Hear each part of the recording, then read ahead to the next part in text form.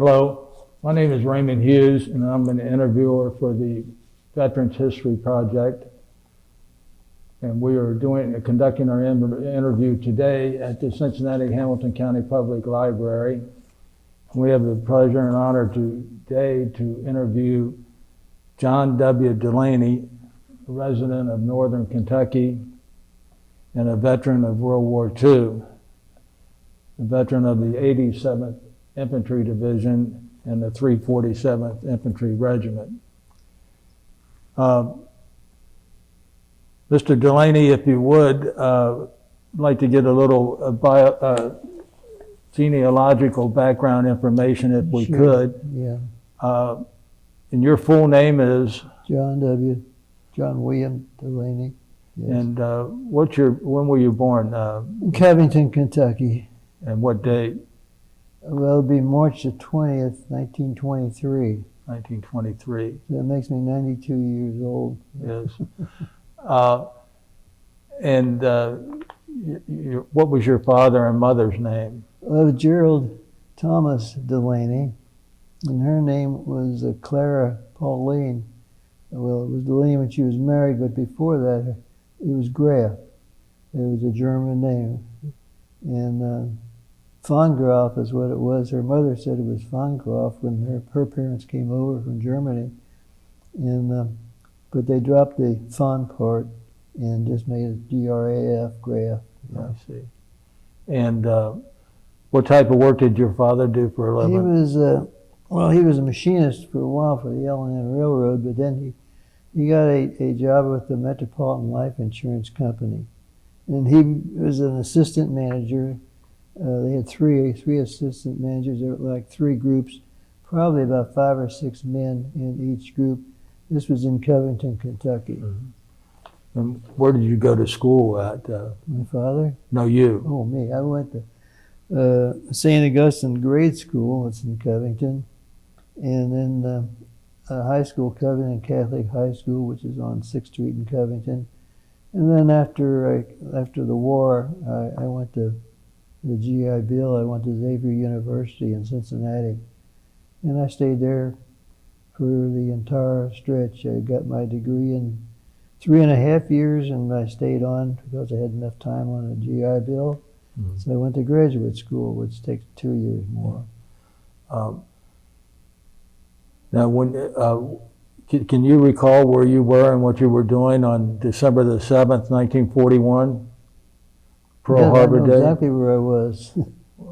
A friend of mine lived on Jefferson Avenue in Covington, just one street up. I lived on Euclid Avenue, one street up. It was on a Sunday morning, and I went up there to see him, and they were just getting ready to have breakfast and invited me to stay. And I said, no, thank you, I did have breakfast. And so I said, well, the paper's in there, and I can turn on the radio for you. So I went in the living room and looked in the paper. The radio was on. I interrupted it and said that the Pearl Harbor had just been bombed. And I thought to myself, I know exactly where I'm going to be in about a year from now, because I was just 18 years old. So I went out in the kitchen and told all of them. It was very quiet. It's hard to accept anything like that. You just don't know what to do or what to think, you know. Because they knew it was a matter of war, because we were supplying both England and Russians with all sorts of instruments of war, building these ships out of concrete of all things for Russia, and all sorts of equipment for going to England. So it was just a matter of time we do that. Mm-hmm. So when did you, were you drafted or did you join the military? I was drafted. I went to work, they set up this engine company, Wright Aeronautical. They took over the grounds and buildings out, where is that, Loveland, I guess, a little north of Loveland, was it Wright? Wright Aeronautical. That's out in Laughlin, out that way, out in Laughlin, Ohio, wasn't it? About Laughlin, that sounds better. Yeah. And I worked out there. went to school for 6 weeks there, learned how to operate a gear cutter. So I went to work as a gear cutter. But then right across the hall, the walkway from me, were 3 machines, automatic turret lathes. Tell over the name, his name was Jim, oh, I forget, not Jim Smith, it wasn't Smith, it was an easy name to remember. Anyway, he would sit there and smoke cigarettes and this and that, and I went over to talk to him, and one day he said, would you like to run one of these things? And I said, sure would. And I said, I like the gear cutter, but I sure would like to run one of those. It's the second largest machine that they had out there. The only thing bigger was a bullard, which is vertical, and they'd take the crude casting and they cut it into the general shape of a gear, a big one. And so then we would get the rough part for the smaller type of gears. And the automatic turret lathe had five stops as it went around, had 25 tools, and I could sharpen about half of them, and the other half had to go to the experts because they had hardened material on a surface, and you shouldn't handle it yourself. It's too expensive. So I worked there for just about a year and a half, and I liked it.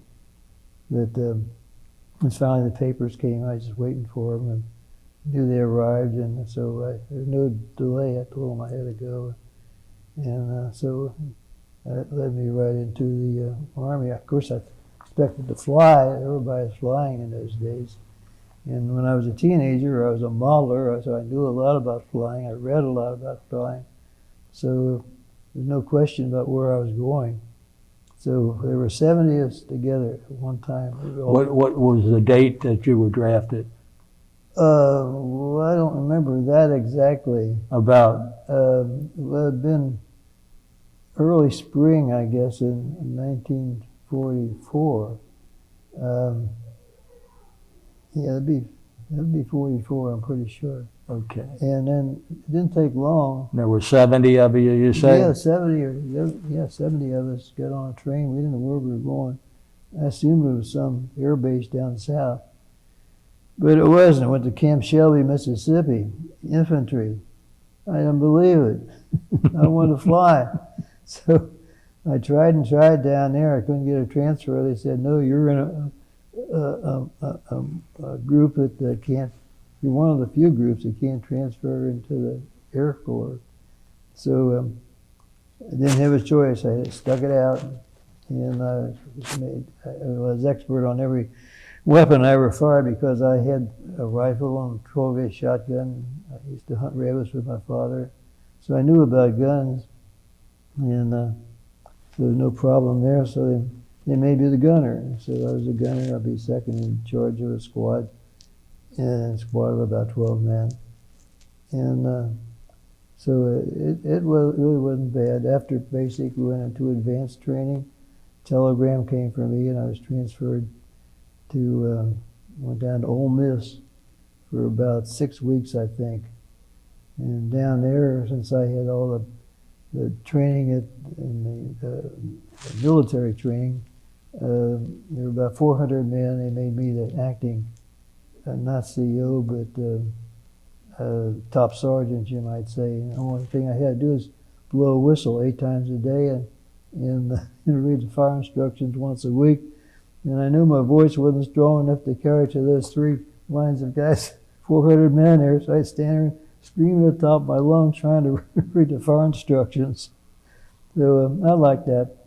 And it was but I went to school too while I was there. They gave you refresher courses with the regular civilian teachers. That's at Ole Miss? At Ole Miss, yeah. And everybody's afraid of algebra.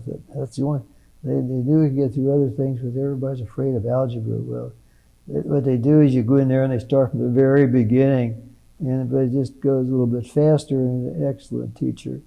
And from there was transferred to Clemson, South Carolina, and that's when we began serious study, 6 days a week, and we had regular civilian PT instructors, and if we didn't do things right, they'd make us run the stands, you up to one side and across and down the other. Believe me, that works your legs out. What were you studying? Well, it's an engineering study, but they don't specify what branch of engineering or what kind of work you'd be doing. And there was no particular rank attached to it. When you go into there, you had to give up your rank. I was a corporal with the 69th Division, but you had to give up your rank. No, there were a lot of guys in there. They were master sergeants and everything else. They had to give up their rank. Everybody's a private. At that time, you were in the 69th Division? Well, I took my basic in the 69th Division, basic. Mm-hmm. And then I transferred into ASTP, Army Specialized Training Program. They don't tell you what kind of engineering you're studying. So that sort of depends on the need at the end of a couple of years, I guess. Right. And and they wouldn't tell you what kind of rank you get. We were guessing it would probably become a second lieutenant. Sometimes you thought you were a tech sergeant or something like that. But it didn't go that far. We only went for about 6 or 8 months. The parole program was canceled. So I very quickly got a pass, and I guess the news came in on a Saturday morning because I didn't have any classes or anything. So I got a pass, jumped on a bus, and went south to the nearest airport, thinking maybe I'll be lucky and I'll be given a test for flying. And I went down there, took the cadet test, passed it without a problem because I knew so much about flying already from all the reading that I had done. And so I was really feeling great because I'll be in here and I'll go through the 3 stages of learning and this and that. And I thought even if I washed out, I would take any job as far as flying is concerned. And about the next day, on the way down to the chow hall, mess, 2 guys passed me and said, "Forget it." And I said, "What?" He said, "They just canceled the cadet system." My heart broke. So I was back to the infantry, so I had to come back to the infantry. And so I had a couple openings available, a big room, a bunch of guys interviewing and this and that. And they kept saying, "Put you in a mortar squad?" "No, I don't want that." "Cannon company?" "No, I don't want that." I said, I'm an infantryman and I'm an anti-tank gunner. And they said, "We don't have anything like that." And they said, "Wait a minute, we do over here. First, we do have 87th Division and first 1, 2. And I got in there. I was lucky. So I got the same job that I was trained for. So I like that. Now, what was that position? Well, I was a gunner with the anti-tank gun. We trained with 37 millimeter guns. They weren't that big. Mm-hmm. So that's all we had in the States were 37 millimeter guns. And your job was to destroy the enemy's tanks? Tanks, yeah, that's right. Yeah. And while you're there, you learn to fire everything that you can think of. The only thing I didn't fire was a mortar, and fire machine guns. And we had a small machine gun, or rapid fire gun. You might say it was a .45 caliber, but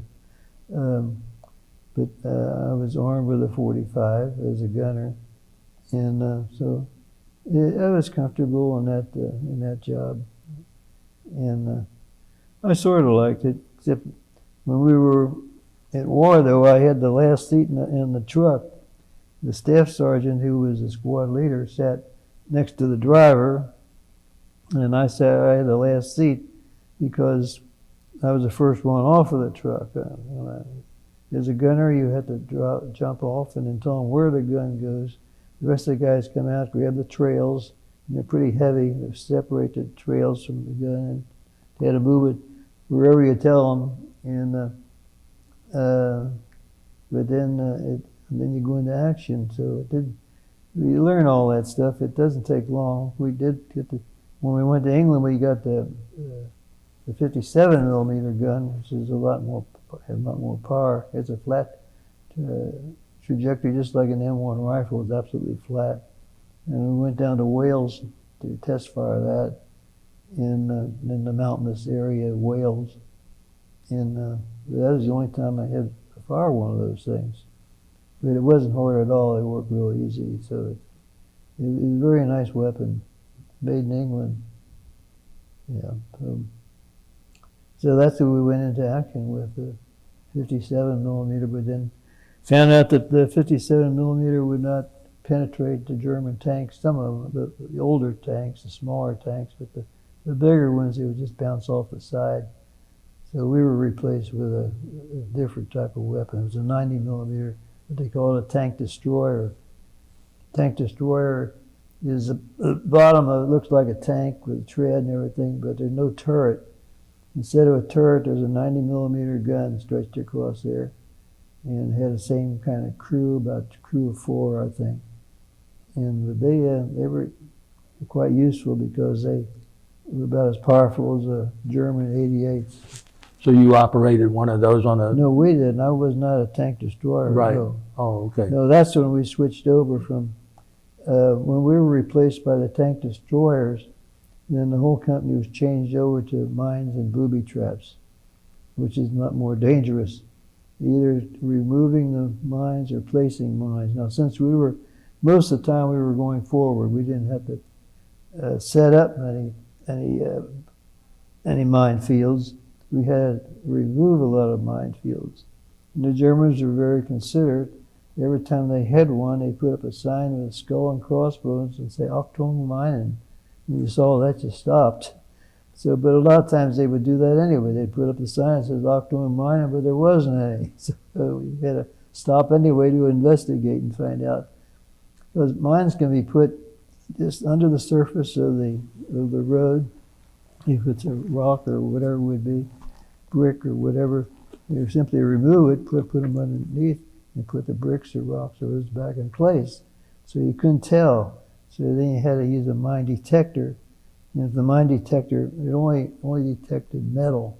If it sent a signal that there was metal there, you simply stop. Then you take your trench knife out and you had to go around and probe all around. If it probes into sort of a circle form, you realize there's probably something round down there, and that's a mine. So then you very carefully have to remove the rocks or whatever it is, or dig the dirt away, the soil or whatever it is. And be very careful because the Germans were so tricky. Sometimes they'd have it set up with anti-personnel mines attached to the things off on the side or underneath. And if you try to pull it up, you could set off the anti-personnel mines. So fortunately, I never ran into one of those, but I knew about them. So the way we got them out, after you get all the dirt and everything around, then take a rope and attach it to the top part. The top part is really like the fuse part that you press down with something heavy, like a wheel of a truck or a car or something, and that sets off the mine. And like I said before, they weren't that sensitive. You could jump on one and it wouldn't go off, but I didn't do that. But I knew that you took something heavy, like a wheel of a truck, to set the thing off. So anyway, after you dig everything away, you put the rope around it, and you go over, get away from it, try to get behind a tree, and then you pull the thing out carefully. And once you pulled it about 6 or 8 feet, you felt safe enough, and you get up and lift it up and carry it over to the edge of the road and put yellow tape around it, and then go on. But the Germans were kind of tricky about things like that. But fortunately, we weren't caught sleeping with those things, because they could put one anti-personnel mine on top of another one. And I knew about that, but I never did run into one. And also they'd put anti-personnel mines on the nearest tree. And you get off the road and you think you're safe. You're down a little gully or something. You feel like you're safe, but the mine would be right behind you. You wouldn't know that. Those things were terrible. And so we didn't have to set many of those things because we were always moving forward. Only one time did we have to pull back. And the biggest time was when we had to pull back and go over to the bulge. And so we weren't that in action doing that sort of thing very long until we were forced to go into the bulge area. But when we did that, we were still had our anti-tank guns. We didn't switch over till just after that. But fortunately, we didn't have any trouble. Our own truck hit a mine, hurt our driver. There was nobody in the truck at the time. We'd all gotten out, and we were heading for a house was on the side of the road. And this town we were in was pretty well vacated. Germans were afraid of us, and they probably thought we were as bad as they were. But they were afraid of us. They ran ahead, and they didn't like us much at all. And but anyway, our own truck hit one, blew the front part of the engine and the wheel on the left side. It hit him in the elbow, I know. Now, I didn't see it hit him afterwards. I heard about it. I was away. I was in the house, and they said they just took him in a Jeep to get him to an aid station somewhere. So we never heard from him again. I'm sure he went from there to one of the bigger stations and probably out of the country. So we got another truck. One was damaged in some way, but it was intact. And so we got that back, and then had to get a tarp for it. Didn't have a tarpaulin, so we took a tarp. It was on a 2.5-ton truck, but that was too big for ours. So we're pretty smart. We looked around and found some nice wire. It was red wire, so we knew that was German wire. So we cut a lot of the red wire off and went back and wound it around and attached the tarp to our truck. And we were in pretty good shape, just about finished with the job. And the guys from communications came walking across the field, fell on a wire, and it says, "It ended here." I said, "Did you guys see it?" I said, "Well, unfortunately, we had it. We had to tell them that we cut it." So they yelled at us a little bit, but since it was red wire, I guess they couldn't blame us too much. But they were using the German wire, see? So anyway, they used their own wire and made the connections and went all the way. We got to keep the wire, by the way. So, and where are you at roughly? Are you in France or Germany now? Or Belgium? Where all that happened? Let me think now. Well, that would have to be, it could have been Belgium. Yeah, I think it must have been. And when did you go into the Bulge? Let's see. We went to, let's see, I forget what that was. We were in Alsace-Lorraine. That's at the board. We got as far as the eastern edge of Germany, and because I know they spoke both German and French there. And then with that town, that area was pretty well vacated, and we weren't there that long, probably 3 or 4 days, and we got the call, and Patton wanted us right away. So it took us 3 days. It took him 3 days to get into the Bulge area. And I know we rode all night long. We went through Nancy in France, I know that. And then we went to, what's the name of that little country? Luxembourg? Was it? Luxembourg? Luxembourg, yeah, that's it. Luxembourg, I think it is. Luxembourg, B-O-U-G-H. Yeah. B isn't Berg, it's Borough, B-O-U-G-N or something like that. Luxembourg. Yeah, I think that might have been Christmas Day. And because the cooks were there. You don't see the cooks very often, I'll tell you. They didn't come up where we were. They were there. They had the big 20-gallon, they were like garbage cans, and they were lit by an open flame on the bottom. And they were cooking turkeys. They said it's Christmas Day, we got turkeys for you. Well, we were happy to see some food. And I came through about 3 in the afternoon. He said, "We're moving out right away." And the cook screamed, "Well, the food's not done yet." He says, "Eat it yourself," you know. So anyway, they hastily cut things off. I got a big turkey leg. So we got on a truck. I was chewing my turkey leg. we had to move out right away. Didn't have to waste any time there. Though it was pretty cold and there was a lot of snow and this and that, but we were there just for 2 days, I think. Just 2 days, and had to move right down. And then that would take us right into Belgium, and then from Belgium, a lot of the fighting took place in Belgium. And as a matter of fact, the Belgian people were so happy about the 87th Division, they got all kind of placards over there and statues and different things with the number of the division and the little acorn symbol and this and that. And a lot of the people there, when I read about some of the veterans who've gone back over to that area and visited them, they'd be the children of the people who lived there, but they grew up with the stories about the 87th Division and how they helped them and treated them and everything. So they gave us a lot of respect in Belgium. Mm-hmm. So then we were into Germany. As a matter of fact, I can tell you, we replaced the 101st Airborne. Let's see, when the heck was it? I'll think of it in a minute. Bastogne. Bastogne was a key city. They were anxious to conquer Bastogne because that would open up the area to the west of that. And so it was very critical. And so there were about 4 divisions in Bastogne. 101st was one of them. And we went in there and replaced those guys. Now you're talking about uniforms. They were still in summer uniforms. And they didn't have anything, no heavy weapons at all.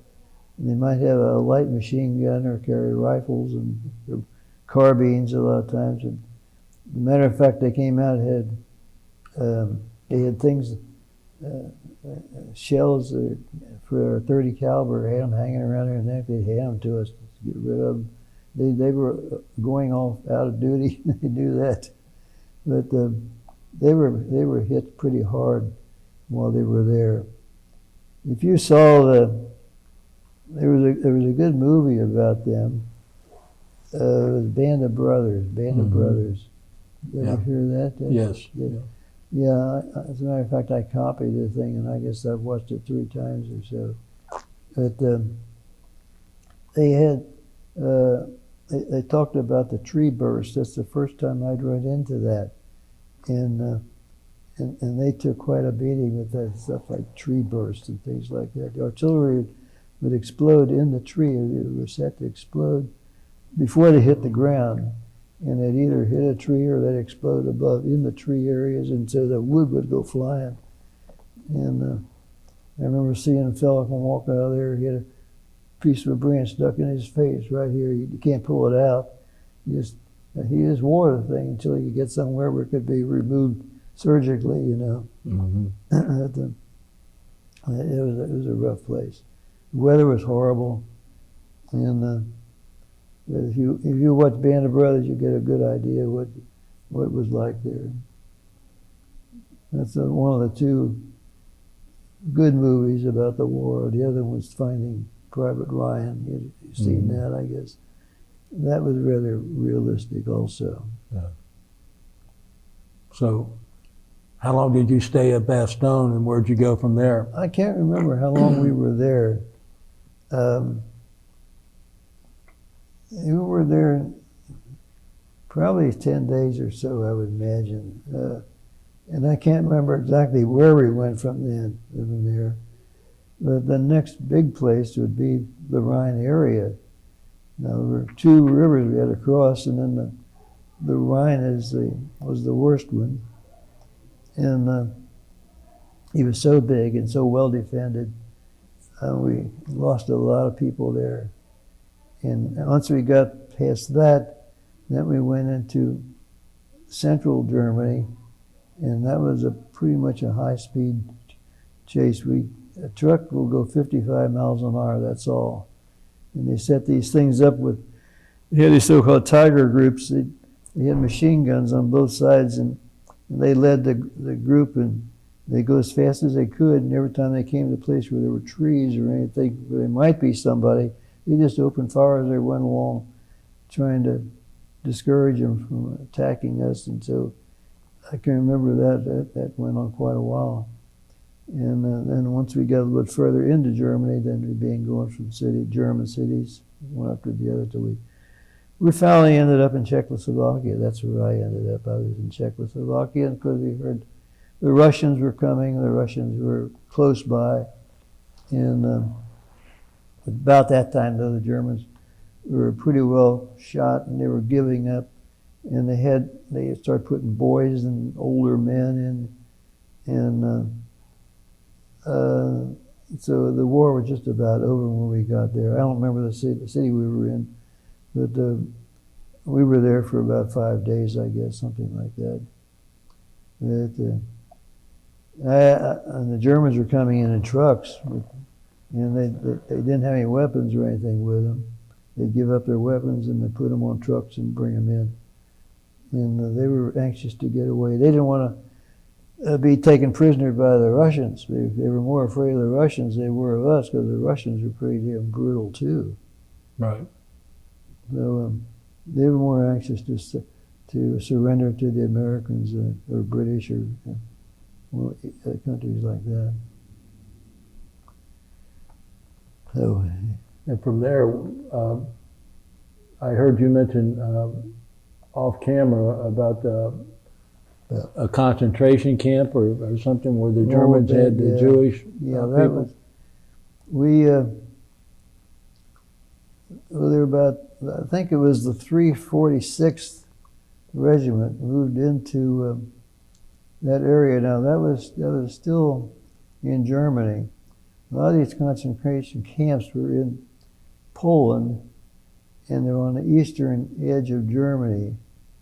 And Volkswagen was one of Buchenwald was one of the notorious ones. When the 346th got there, all the guards, they were the meanest piece of the Germans. They wore black uniforms, and they skedaddled. They got out of there, and so there was no fighting involved. But they locked the place up and they left. Well, nobody could leave there. They were all too weak. And Patton was called. He came down. He sent the order ahead of time. We found out that we had taken control of that place. He wanted every one of us to see it, to know what was going on there. So we got that word. And then later on, he insisted that all the people in the town adjacent to Buchenwald would go in there to clean up. And they all swore they didn't know anything about it. He says they burn all night long. You could smell them. He says you knew about it. You knew what was there, what they were doing. Anyway, we went there. We went in. We were told ahead of time not to give these people anything to eat. He said their stomachs wouldn't take it, because they were eating nothing more than weak potato soup or something like that. And working them, those who could still move around and work, they worked them till they died. A lot of times if they couldn't work and they just dropped, they would kill them. And then actually they threw them into a trench, a big trench, put straw on top of them, threw old oil or gasoline on them, light it, and let them burn. And we didn't see any of that burning, but we did see the trenches and things there. It's a big place, double wall fence around the whole thing. Some places they had dogs running between the two walls. We didn't have to put up with that because they had the gates open for us to come in. And anyway, those who were able, they flocked around us with their hands outstretched. I'll show you a couple of these things they gave us. They were identified by number, not by name. In some places, prisoners had a tattoo on their arm. It was usually vertical on this part of their arm. Their number on there. They went by numbers and not by names. They had these aluminum identifications on each of these. there's a number, and I think that's probably the barracks or wherever they lived, and they would hold these things up outside of our truck. We went in there. I was riding a 2.5-ton truck, and they'd hold them up like this with their hand outstretched. So they take this from you in exchange for that. They want food or a cigarette. They love cigarettes, and any kind of food you could give them. And I had D-bars, and I would slice a little piece of D-bar. D-bar is nothing more than chocolate. It's a very vitamin-enriched, real hard chocolate. And you're supposed to take a water. And I said to them, drink a bit Wasser, drink a lot of water. And they simply hold it up like that, and they reach over and you take it. Now, the ones who didn't have anything to offer, they'd hold their hands out, but they would pass by, at least until they got all these little things. I didn't know that were going to be worth so much money or anything later on in life. But it was, when we were there, though, I got 2 of them.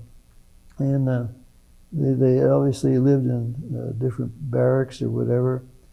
And there's a man who's setting up a display now. And I'm going to turn them over to him. But as far as I had them, they're kept in a box and hardly ever looked at them.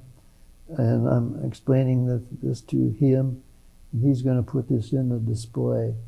And the first exhibition, I think he said there's a place in Louisville where they have some kind of I guess it's a permanent area where they do things like this. They have displays from veterans and wars and things. And I think the first one will be down there and probably show these things and identify them as where they came from.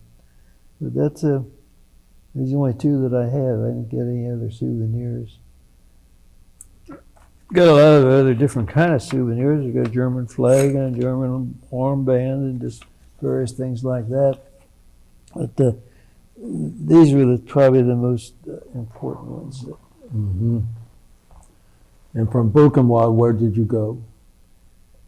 Gee, we were pretty far into Germany then. I think the fighting, we were going from city to city there, but I can't remember the name now.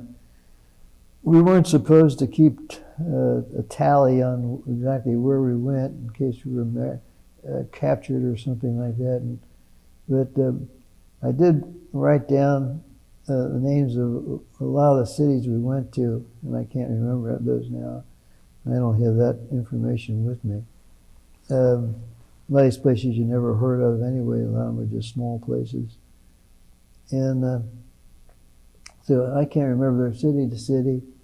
And until we got to almost within walking distance, you might say, of Czechoslovakia.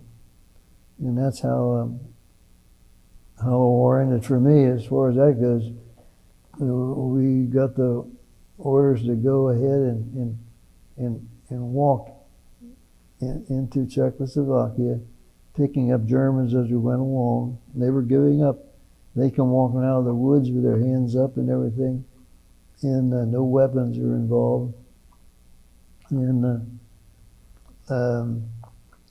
so I think we walked. I think we started about 1 o'clock in the morning. It was raining at the time. It rained that night, all the next day, all the next evening. I think we walked 31 miles, picking up Germans. And then, since there's so much mud and everything, those roads were pretty muddy. We walked along the edges of the roads. We were elevated, and there was like a little path up there. But down in the road itself, where the trucks and vehicles had gone through, it was all muddy and churned up and everything. So all prisoners and that, we made them walk down there. And so, in fact, there was I think he was a major picked up as a prisoner. And he came up there where I was, and I told him to get down there with the others. And he said, no, these are the field men. No, they're not field men. They're all prisoners, and you're a prisoner, you get down there. But he wouldn't do it. I picked up my rifle, I was about to hit him in the back of the head. One of them shouted up there, and he turned around and saw me, and he jumped down there in a hurry. So another time, there were 2 fellows walking along, one of them had one of these real long coats. the Germans wore these real long coats. He had a raincoat on. I was soaking wet anyway. And we stopped, they took a break. And I told him to come over, and I could speak some German. And 2 years of German in high school would help me a lot.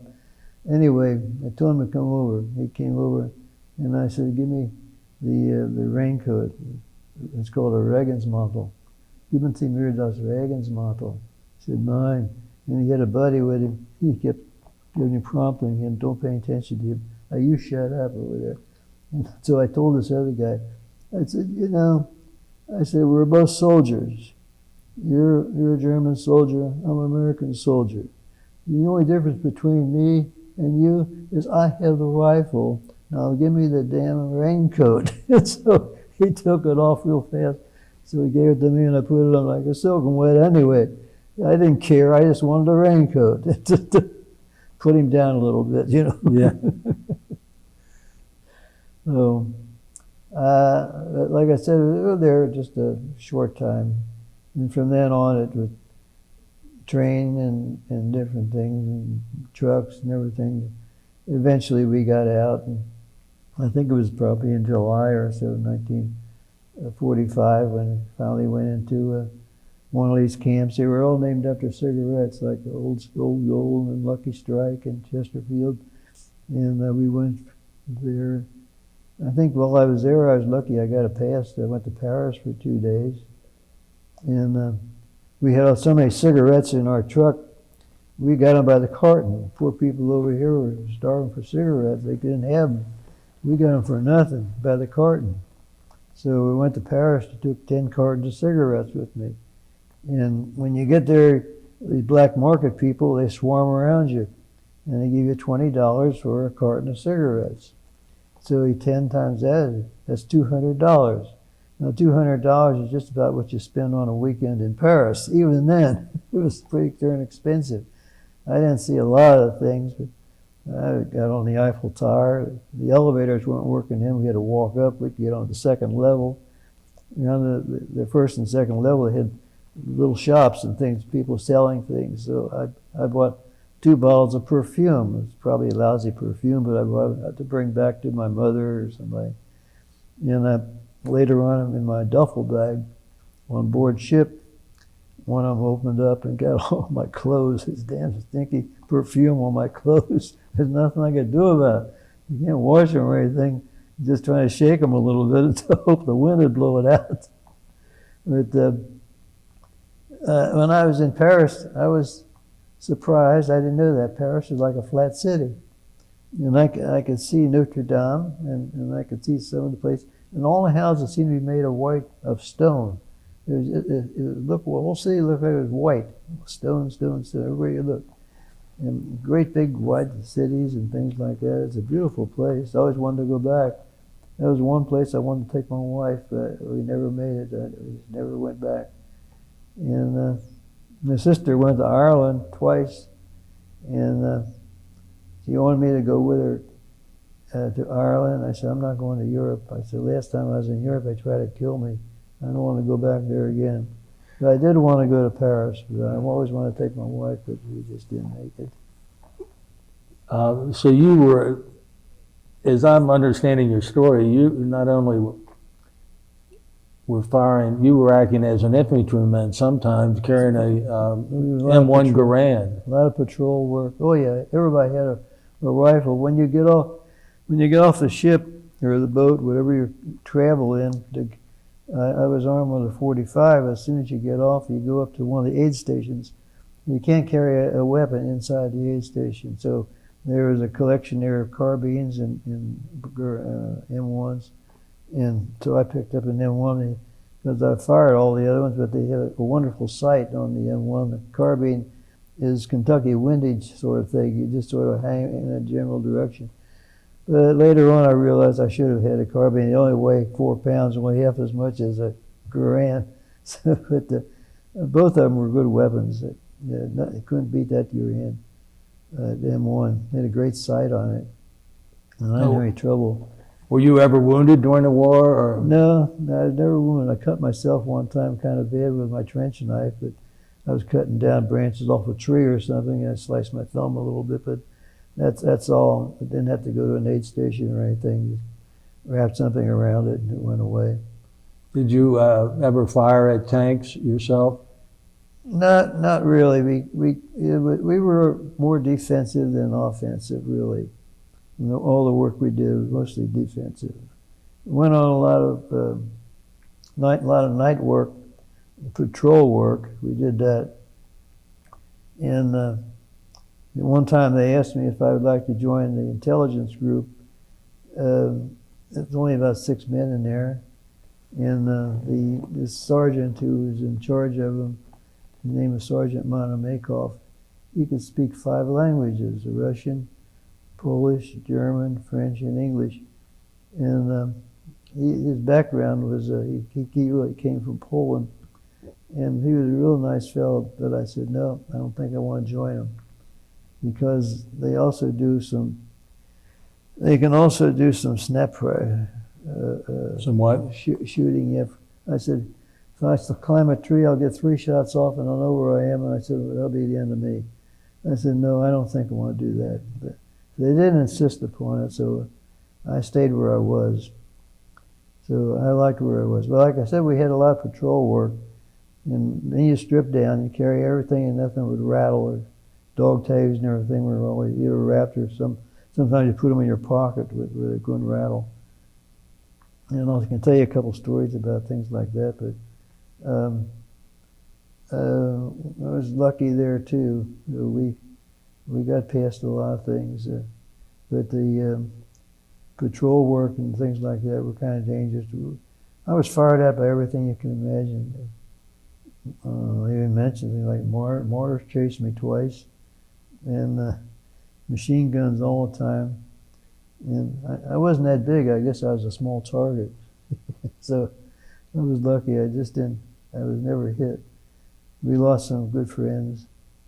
And like I said before, maybe I didn't say it before, but our squad had 12 people in it.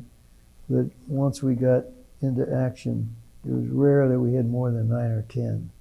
Because either they get transferred out into another group, like a cannon company or a mortar company or a rifle company, or they get wounded or they get frozen feet.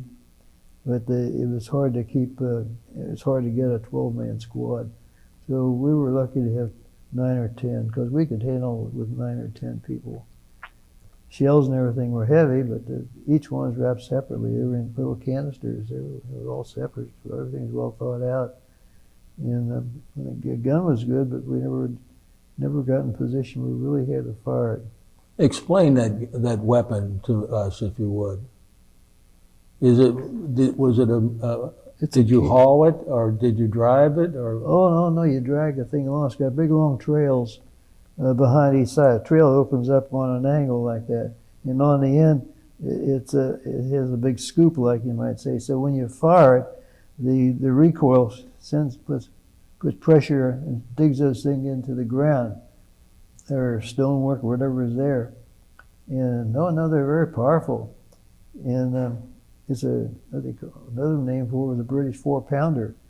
It fired a 4-pound shell, which was explosive, but it would not penetrate the tank armor. Now, if you could hit them in the tread, that would stop the tank. But it's hard to hit a tread on a tank unless it's actually moving to you and pretty close. When they're moving sideways, it's hard to hit the tread because it's not that wide. You might hit the side of the tank, but again, that's the armor from the tank itself. Mm-hmm. And no, it's a nice weapon. And I was a gunner on the left side. You had 2 controls. One hand controls the movement right or left. The other hand controls the height up and down. And when you fire it, you use this part of your hand. You don't pull a trigger or anything. One hand's on the wheel, turning it, and you lead it, but you're going to fire. Just like when you're hunting, you have to lead something. Lead it about the length of a tank, you might say, when you get it, unless it's moving sideways or stopping and starting and things like that. When you want to fire it, though, you just shove it with your hand like that, and this part of your hand fires the thing, and kicks back, opens up the breech, and then the expended shell comes flying out, and it's red hot, and somebody will pick it up, gloves like, threw it aside, and they were ready with the other two other guys to throw the next one in, pull it shut, the breech shut, and you're ready to fire again. That cocks it like, and it's ready to fire again. And so it's a very good weapon. But like I said, it just didn't have enough power to overcome some of What those caliber larger or tanks. millimeter were you firing? What caliber or millimeter shell were you firing? Well, it's 57 millimeters. 57 millimeter? Yeah. 57. Training with the 37. 37s were actually on some of our small tanks. I mean, it's only about that big around, and the shell's about that long. But they were just too small. So it just became training weapons, and that's about it. How much bigger was a 57? 57 is about that big around. 57 millimeters would be just about that big. So And how long would you say? well, the shell itself is just about like that. Now the total, we'll see, because there's powder behind the thing. About that long, it's pretty big, pretty good size, and they're heavy. You throw them into the breech, and then they pull the handle, and the breech closes up, and then it locks it in, and it cocks it. So, and I do all the aiming and this and that, and there's only two ways to do, right and left or up and down. And it has two wheels on the sides, and they're just rubber tired wheels. And the men who were not throwing shells in, usually you sit on the trails, put your weight on the thing. You want to get as much weight back there as possible, but you don't get on the end of it because the thing's going to kick back at you. And but a lot of times you need the weight on the thing to hold it still. Sometimes they fire, and then they actually jump up in the air a little bit. So it's a pretty powerful gun. When you were on these patrols, did you capture any Germans? No, we got away from some, and I was stopped from them. In fact, one of the story I'll tell you about. Yeah, go ahead. We stopped by them, and but we never had to do anything like that. Sometimes we were the Russians the Germans were between us and our line companies, our rifle companies, where they might be ahead or they might be alongside of them. And sometimes they were on both sides of us. There's one place, in that Alsace-Lorraine, we were in a little small town, and I can tell you about that too, but the Germans were actually on both sides of us. And I remember one night, one of the replacements came in, and I asked him if he ever fired a machine gun. Oh yeah, I fired a gun at Banning. And I said, well, good, I'll let you handle the machine gun then. We were sitting on the edge of a hole. There was like a half of a foxhole at night. So I thought I'd compliment the young kid. They thought I was an old man because I was all maybe 20, 21 years old. But you're dirty, you got a beard, you can't hardly shave. You're just so dirty you can't tell whether you got your gloves on or off. And anyway, they look upon you as an old man, I guess. So you get a lot of respect for these young people. So anyway, so I let him sit by the machine gun. Well, there was woods right alongside of us. Sometimes you don't talk much because your voice carries. And there was a click sound. And to me, it was the safety being taken off of a rifle. But he heard it too. And he suspected what it was. He swung that machine gun around. I put my hand on it right away. I stopped him so he wouldn't fire it. Because the one who fires first, if you don't have a target, then you become the target because you can see the flash of the gun. You know where it came from. You just fire all around the thing. So it was a patrol. I'm sure it was.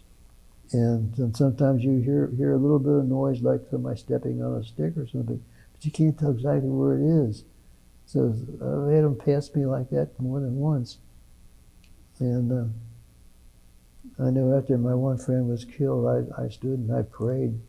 the damn patrol will come by me. I said, I'll kill every one of them.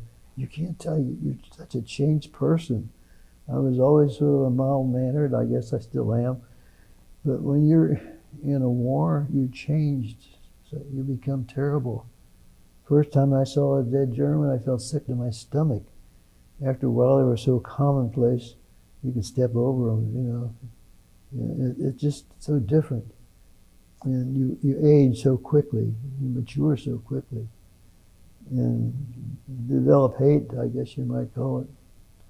You can't stand them, you hate them, you want to kill them as you can. It's awful. So you hope that your children never go anything like that, you know? Right. But,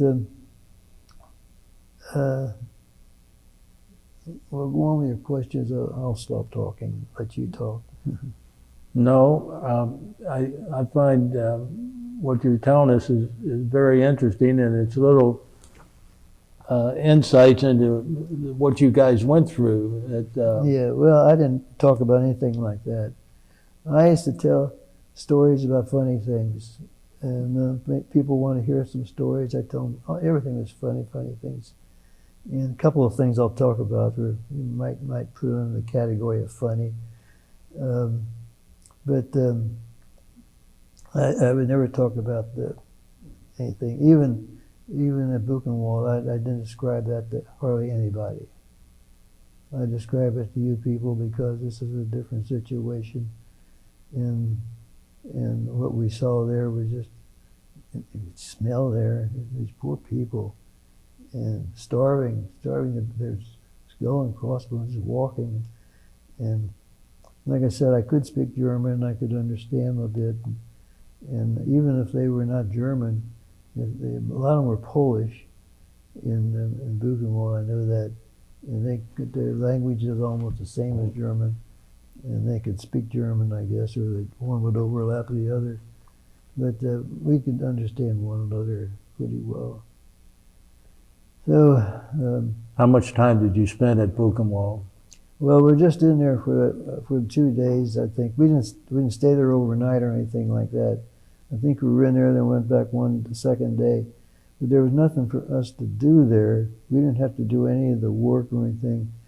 They made the ones who were capable to carry out the dead people. There were dead people inside these places where they stayed.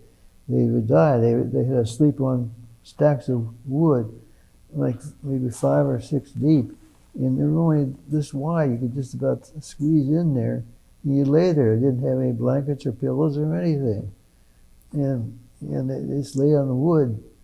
And I think the women were weaker than the men. Maybe they're strong now, but some of them are trying to get into the military. And I read this recently. They couldn't keep up with the Marines. It's too much heavy work. And so we didn't spend a whole lot of time there. There was nothing for us to do. Like I said, they made the townspeople come in and do some of the dirty work. But we were only there to learn about it and see just what the Germans were like and what they did to these poor people. There was a question about how did your friend die? Well, the friend I talked about before, he was hit by, I'm sure it was a mortar, probably a very large mortar round, the size of the explosion, the sound of the explosion. And I was inside the house at the time. In fact, I think I was opening up a box. It must have been like 2 or 3 weeks after Christmas. I think I got a box from home. Probably had cookies in it or something like that. And I think I was just opening it up, and there was this loud explosion. And then 2 or 3 guys at the other end ran out. And one of them came back right away and said, where's his bedroll? And I pointed right over there. He said, I need a blanket. I'm going to put it over him. And he said, you want to see him? He said, he's dead. Said, you want to see him? And I said, I don't think so. I want to remember in the way he looked. When we traveled together and spent time together, no, I don't want to see him. I didn't go out to see him. My best friend, I guess, was killed at the Rhine. I can tell you about that when I tell about it. No details at all. Go ahead. Where was? He was killed by machine gun fire on the Rhine River. He was on the east side of the Rhine. He made it over there with their boat, but he was killed as he got there. So nothing I could do about him. I didn't see him. So I had two close friends who both died. There were other people who weren't that close. One fellow was shot in the stomach, and another fellow, like I said, the driver, his arm was damaged kind of bad, I think, his left arm. And the truck blew up, the front end did. But I say, but a lot of people were transferred, and and some of them had frozen feet, and so it wasn't always a wound or anything like that. But but you do make some friends. New people come in. People are mostly pretty nice, and I can tell you a story about one fellow came in. His name was Schultz. I'll tell you about him. He was a good fellow. I'll tell you about his adventure. Go ahead. Go ahead. Any questions, Don? Go ahead. Tell us about Schultz's adventure, if you wish. Oh, you ruined one of my stories. All right.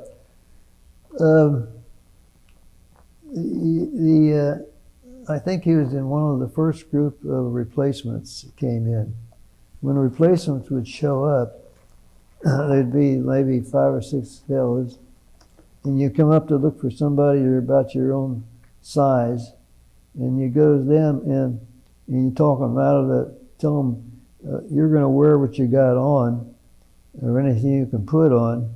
The rest of your stuff's going to stay in this duffel bag, and you probably won't see it again, and because they take it away somewhere else. So then you can talk people out of pieces of uniform or a clean shirt. I wore the same shirt for 3 months. You imagine what that was like. It was like one of those marine collars that's stiff, like leather. Winter clothing, and you wear like 2 or 3 sweaters and long underwear. You're so big wearing all these clothes. So anyway, Schultz came in, big, strong, big guy. And I chose him because he said he was from Detroit and he was a musician. I said, what kind of musician? He said, he blew a horn. I said, well, good, come on, join us. So I took Schultz. And, okay.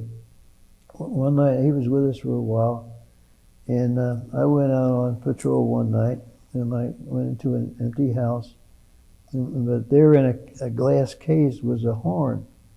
And so I went back and I told Schultz, I said, I saw a house right not far from here, and I saw a horn in it, but it unfortunately had the valves are on the side instead of being on top where they belong. He says, I don't care where the valves are.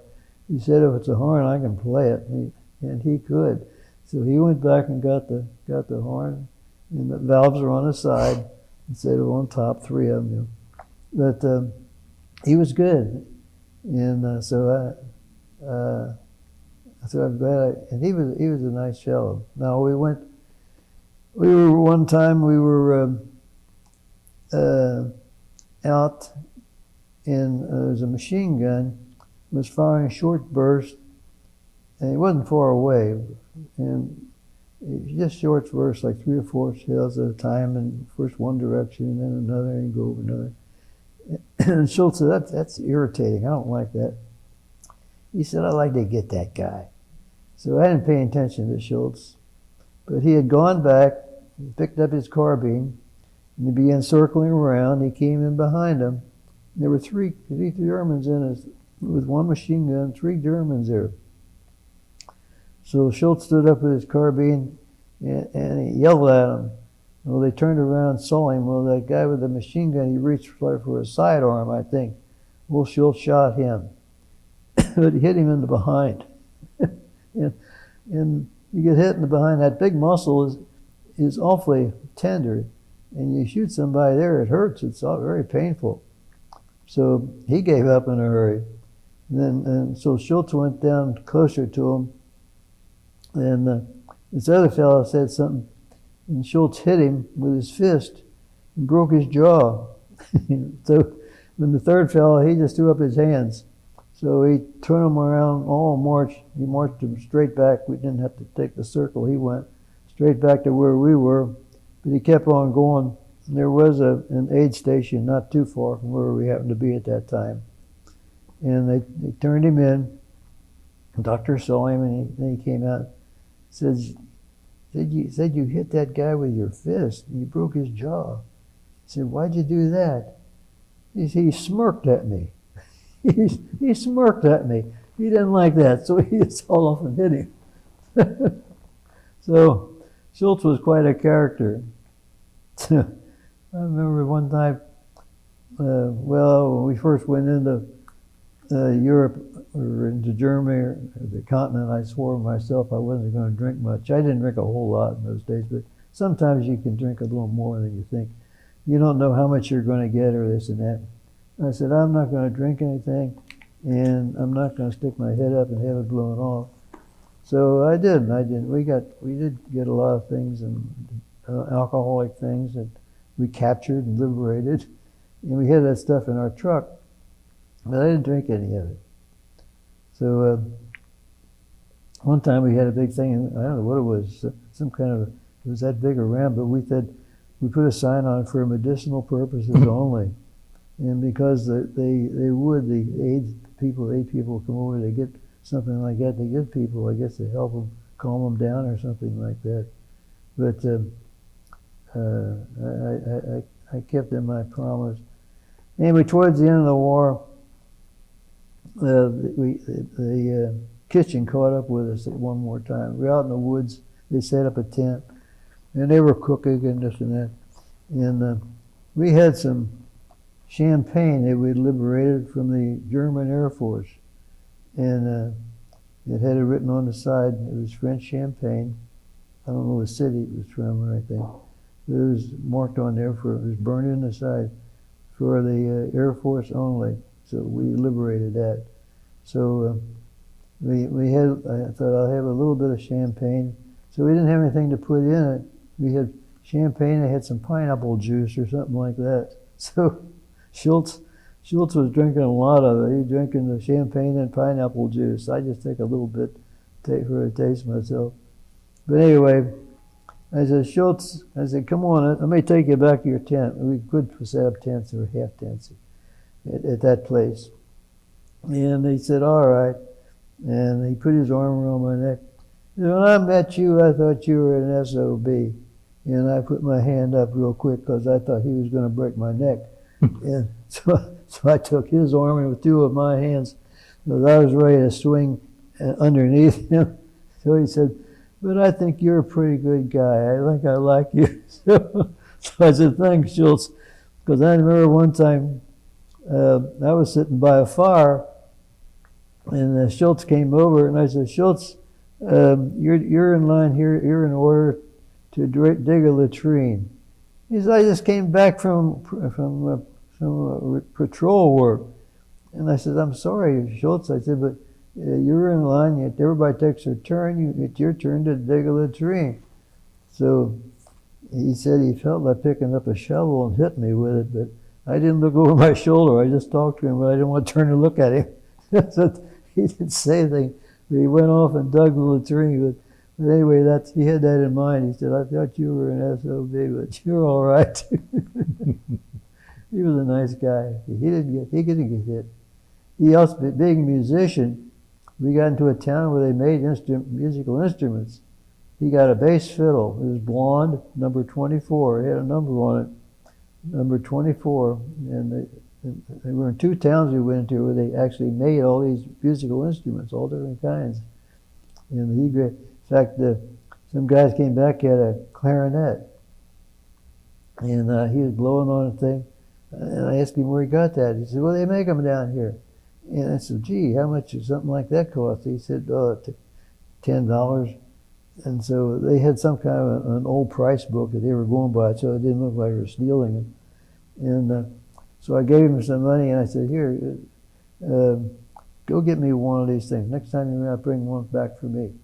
So he went out, but I didn't get one. He said they were all gone. I was all set to do a Benny Goodman, you know, the clarinet. But I never did get a good musical instrument. That's the story on the replacements. They were mostly young kids. They came in, they were 18 or 19 years old usually. And when training, there was only one man who was older than us. He was 34, but he was very much a home person. He sat every night and wrote letters to his wife, constantly writing letters. He was a real nice fellow. But I know on a forced march, I had to help him one time. He just couldn't keep up with us and said, "Here, Kimmel, give me your rifle. Let me carry it for a while. You walk as far as you can, then you run, or sort of trot as far as you can. Then you stop and you walk some more as fast as you can. Then you trot some more. You do that for 3 or 4 miles. And then one time there was a 9-mile forced march, which is hard. Last time I was home, it was raining. Then that's followed like a day later with a 25-mile hike, and all those things are part of the requirements when you're in training. So I did all that, but then you come back with all the rain and everything. It wore a blister on your behind where your canteen rubs up against the thing, and you gotta carry a full canteen. And if you didn't, once in a while, somebody would come by and said, "What you got in the canteen?" I said, "Nothing, it's water." He said, "Empty it for me." You had to take the top off and empty it, let him know it wasn't full of beer or anything else. I guess some people would do that, but I didn't. I think I always carried water. So, any more stories that you want to dwell on before we get to the end of your experiences? No, not really. I've touched on a couple of things. I'll have to skip a couple of things in there, but the first 3 are a little bit more detailed than the other ones. The other ones I just got some leads on there. I just sort of ad-lib my way through those. What kind of leads? What kind of, if you want to dwell on them, you can. No need to. I mean, we've touched on several subjects already, so I don't really think I have to. So you came back to the United States. Yeah. Where did you land at when you came back? Let's see. We passed the Statue of Liberty. I guess it was in New York. We left from New Jersey on the Queen Elizabeth. Queen Elizabeth was so big you get the whole division on there. Went down, followed on the eastern coast of the Atlantic, and turned and went east. Took us 5 days on the Queen Elizabeth to go over, zigzagging all the way, because it takes a German submarine 3 minutes to get you lined up and fire a torpedo. We only had one scare all the way over. We didn't have any escort at all. Coming back, I was on the fastest ship the United States ever made. They renamed it the America, I think. Anyway, we went on a day early. We were playing MPs, and we had wear your helmet liner, and they put an MP band on your arm, and you could wear a gun, but it was empty. And so it really wasn't. We were on the day before, so you got a choice of where you're going to go. So we got on A deck, got into a stateroom, room for about, I think, 8 or 9 people, and so it really wasn't bad. And bad weather, I learned it on the Atlantic Ocean. Sometimes the weather gets kind of strong and winds are high and everything. But if you're in a position where you could see the waves and feel the wind and that, it wasn't so bad. I didn't get seasick or anything. Going over, I was below the deck, the water line below the deck, like on D set or whatever. Anyway, you could feel it going down, down, down, down, down. And then real slow, all of a sudden you realize you're going up, up, up, up, up. That kind of gets to your stomach. It bothers you a little bit. Trying to keep track of whether you're going up or down, you don't know. But if you can see the water, it doesn't bother you at all. And we came back on the 4th of July, I think, and they gave us oranges. They had oranges that day. The first time we had oranges. And That's the 4th of July, I think it was 1945. 1945, yeah, I think it was 4th of July. Yeah, saw the grand old lady standing there. So, then I went to Indiana to get my 45-day furlough, my book papers straightened out, and I could go home. And while I was home, that's when they dropped the H-bombs, and the war ended. So we didn't have to go. The reason we were back in the States, 2nd Division back in the States, because we were on our way to Japan. It was only recently, within the past 2 years, that I see a diagram of what was planned for us. We were to go over and enter Japan on the southern tip, and a group of 3 or 4 divisions, I think it was 6 divisions, were to land on the northern side. We were to fight north, they were to fight south, and they were supposed to meet somewhere in the middle. That was the plan. But I didn't have to go. A lot of the other fellows didn't have to go, the old timers, you might say.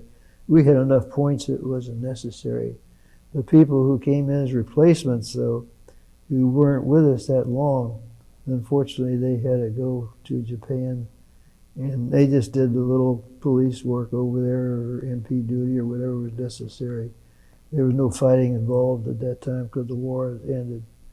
So I'm glad they just enjoyed the trip. So, What was your feeling then and now regarding the use of the atomic bomb? Well, at that time I thought it was a good idea, and it ended the war for us and for everybody else too. I hated to see all those people die. Rather unfortunate. But with our present problems we have with over in the Mid-East, I think sometimes about the only thing we have to keep them away from the United States is the threat of the same kind of treatment. But if Iraq eventually gets an atomic bomb, they claim they have rockets now that can travel. It's not quite the distance here, but they could be from a submarine. And if they ever get and I think they do have at least 1 or 2 submarines from Russia. But if it ever happened, I would not be reluctant to treat them the same way, and if necessary, you're going to have to kill a lot of people, unfortunately. You hope that they think it might be coming and they get out of town in a hurry. Mm-hmm. When were you discharged then? Well, we stayed it probably took about 4 months or so. We were to report after the furlough, we report back to Fort Benning. We went back down there. But we had a plan. There were 3 Irish. One fellow's from Jersey, I think. The other fellow's O'Connor. I think he was from Pennsylvania. And me, Delaney, I was the 3rd Irishman from Kentucky. And we were going to go to officers training school, and in 90 days become 90-day wonders. And we'd end up going over there. We would not be with the same division, but at least we'd be officers and get a little more pay, and hope that don't wear your rank, so they pick you out. Other snipers or shoot with people's rank showing. We didn't have to do that, though. We thought maybe we could get away with that, but it didn't work.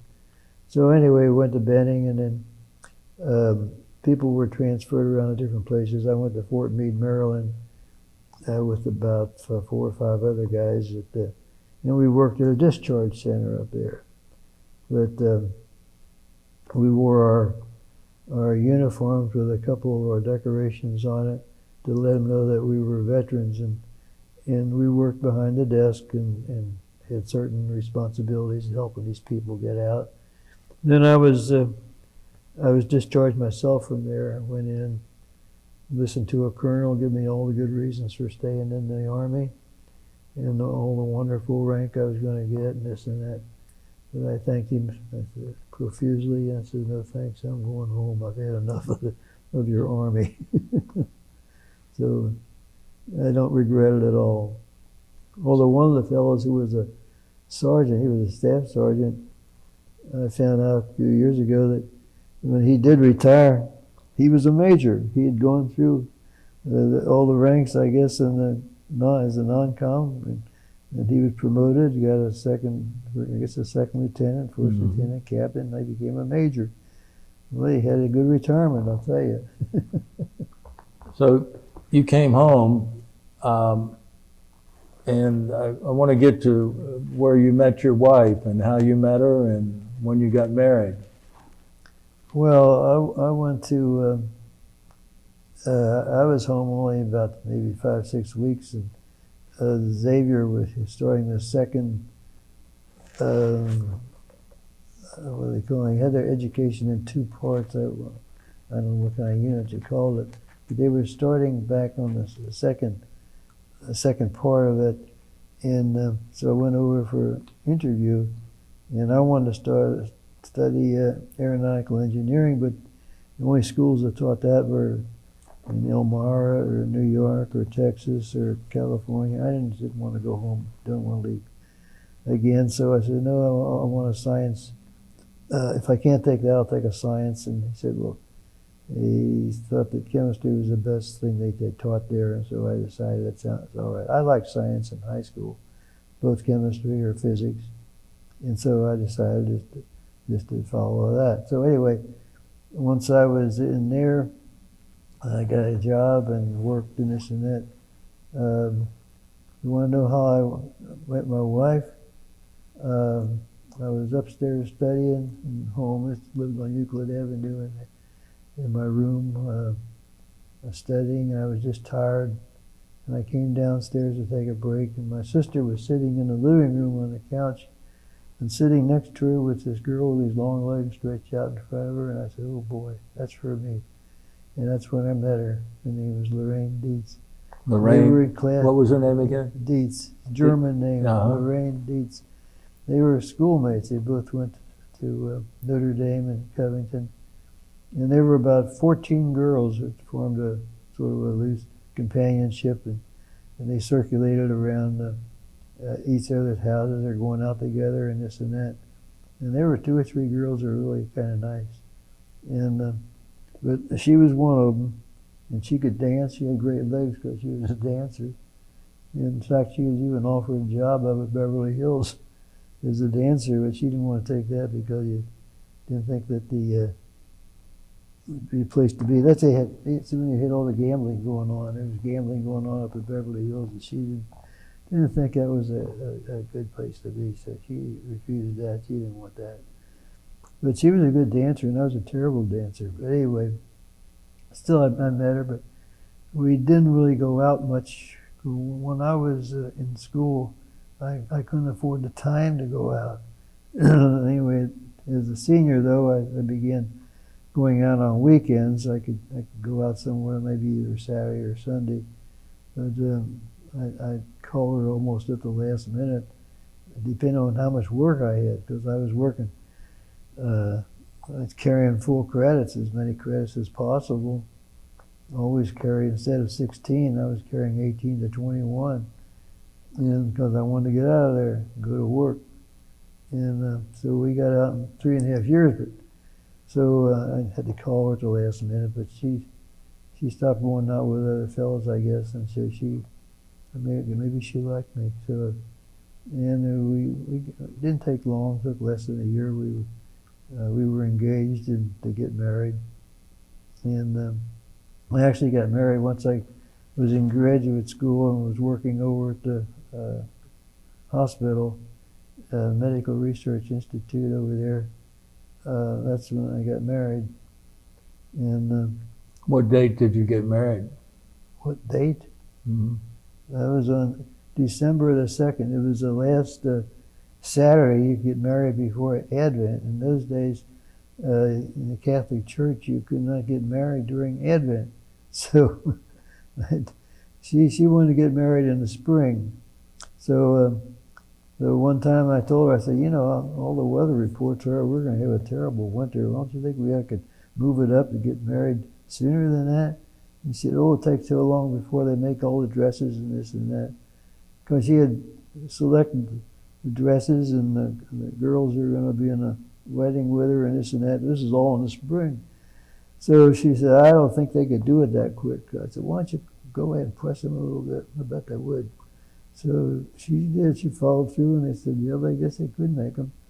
So they did. They made them up, and then I went down and saw a priest to see what might be available for a wedding. And the last Saturday before Advent was the only one available. What year was that? Let's see, what year was that? That was December the 2nd. December the 2nd. Let me see, what year we get married? Well, we were married 48 years. Your son said 1950. Oh, it's 19. I guess it was about. Must be about 1950. Yeah, I'm not sure. Anyway, we were married for 48 years, and had 4 children, 2 boys and 2 girls. I did that right, and then so we had a good marriage. We never had one single fight. Sometimes you had disagreements about one thing or another, but you'd always give in because you knew I was going to win the argument anyway. I told her that, and she had a very good nature. We never got into any kind of a serious argument whatsoever. And we had a good family, good kids, never had any trouble. What were the names of your children? Well, the first one was named Geraldine, but she didn't like that, so we called her Jerry. And then Kevin, the second, he's the oldest boy, and he lives with me now. He was never married. Jerry did get married. And then there was Laura, and she lives with her brother, Michael. Neither of them ever got married. And so then Kevin was the last. Michael was the last boy, the second boy. And so there's about a 9-year difference between number 3 and number 4. So it worked out well for us because number 4 is probably, if you had to pick one, I'd have to pick number 4. And who's number 4? That's Michael. Michael, yeah. Yeah. That's great. He cuts my grass all the time. In fact, he cut it this morning before we came over here. It's such a nice day. Take advantage of the good weather. So he's a helper. And what company did you retire from when you retired? From Xavier? No. After I retired? What company did you retire from? Well, I retired twice. I retired from Hilton Davis, number 1, but then I had a job lined up down in Charleston, South Carolina. See, I'm trying to think of the name of it now. I can't remember the name of it. I only worked for them for about a year and a half. See, they wanted to buy all the equipment from one of our buildings. We were making fluorescent dyes for detergents, mostly detergents at that time. And so then we took over all of our business and all of our patents and everything. And we had a meeting one day, and after the meeting, I asked this fellow who was there. He was sort of a manager of research, and I asked him who was going to be looking over their shoulder. And when you're running all these things, he said, "Well, I thought you fellows had all this experience. Didn't really need anything like that." And I said, "Well, being down south, you never had any problem with cold winter, the way it treats these crystals." And he said, "Why don't you come on down and tell me about it?" So I went down to Charleston and had a long talk with him and this and that. And they thought it was a good idea. So I went to work for them. Same salary, I just wanted an extra day off. So they didn't mind, so I could work 4 days and get 3 days off and then work for the same salary. And I worked for them about a year and a half, I guess, something like that. And then they moved out what they wanted by way of equipment from Hilton Davis, and then that was my second retirement. So it wasn't too bad. But I haven't worked since then. I did a little volunteer work, but not much, not very much at all. Well, Are we ever going to take a break here? No? do you have any other questions, Brian? Well, I want to tell you, this has been a wonderful interview, and I appreciate you being here and sharing your experiences with us. I appreciate it. And thank you so much again. Yeah, you're welcome.